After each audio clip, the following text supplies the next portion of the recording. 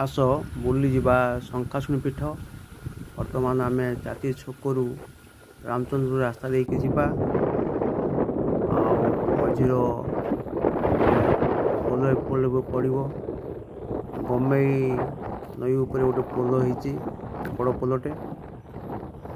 ସେ ପୋଲ ଦେଇକି ଆମେ ଯିବା।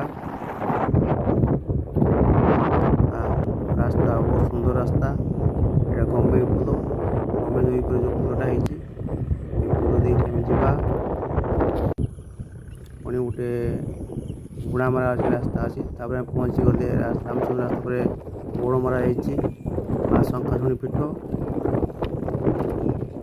ଡାହାଣକୁ ଯିବା, ଏଇ ଭାଇ ଜଣେ ଗଲେ।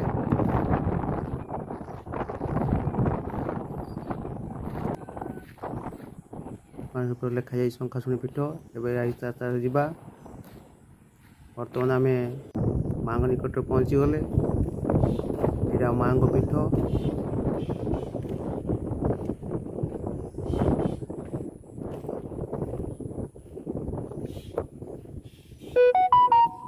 ଏହା ମାଙ୍କର ପୁରୁଣା ପୀଠ, ବାସ କରୁଥିଲେ।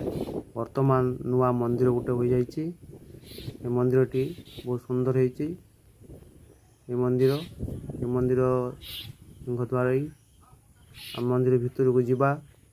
ବର୍ତ୍ତମାନ ମାଙ୍କର ଦ୍ୱାର ଖୋଲା ଅଛି, ଆମେ ଭିତରକୁ ପଶିବା। ଦୁଇ ଭାଇ ବର୍ତ୍ତମାନ ପୂଜା କରୁଛନ୍ତି। ବହୁତ ସୁନ୍ଦର ହେଇଛି ମାଙ୍କ ପୀଠ। ଏଇ ଦୁଇ ଭାଇ ପୂଜା କରୁଛନ୍ତି। ପ୍ରଖ୍ୟାତ ଦେବୀ ଏଠି ଶଙ୍ଖାଶୁଣି ମା। ଯିଏ ଯାହା କାମନା କରେ ତାର ମନସ୍କାମନା ପୂର୍ଣ୍ଣ ହେଇଛି। ସେ ବି ଯେକୌଣସି ଯିଏ କାମନା କରିଛି ପୂର୍ଣ୍ଣ ହେଇଛି। ସେମାନେ ଯିଏ ମାନସିକ କରିଛି ସିଏ ପାଇଛନ୍ତି। ମାଙ୍କର ପୂଜା ମକର ସଂକ୍ରାନ୍ତିରେ ପୂଜା ହୁଏ।